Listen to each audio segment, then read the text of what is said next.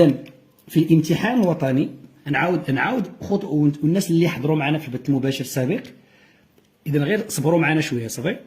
إذا عندنا في النصوص دائما في مكون النصوص نحن مقبلون على العمل على ماذا؟ إما نعاودوا على نص نظري ياك أو نص تطبيقي.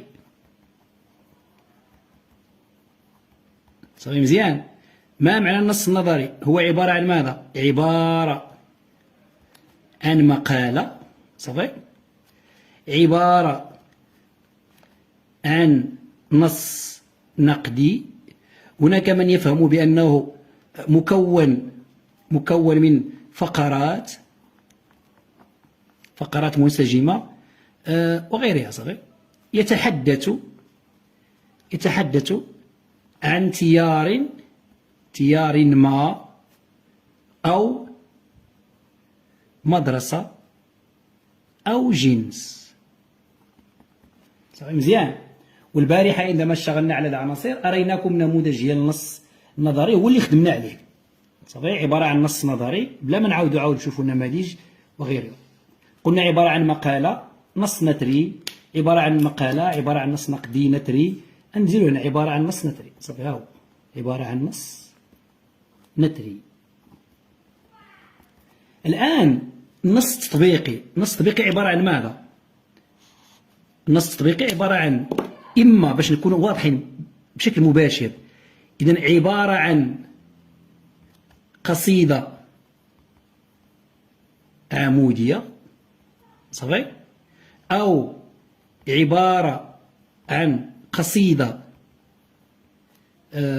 من الشعر الحر صافي، أو عبارة عن قصة قصيرة، أو عبارة عن مسرحية، أو عبارة عن نص تطبيقي في المنهج الاجتماعي. صافي مزيان.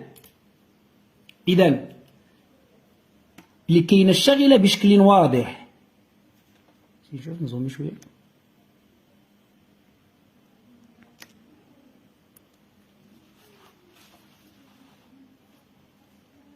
إذا لاحظوا إلى مزيان عبارة عن قصيدة عبارة عن قصة مزيان. إذن هل البداية الآن واضحة؟ يعني يمكنكم الفصل بين النص النظري والنص التطبيقي بسهولة، يعني ما عندكمش مشكلة على مستوى الفرق بين النص النظري والنص التطبيقي.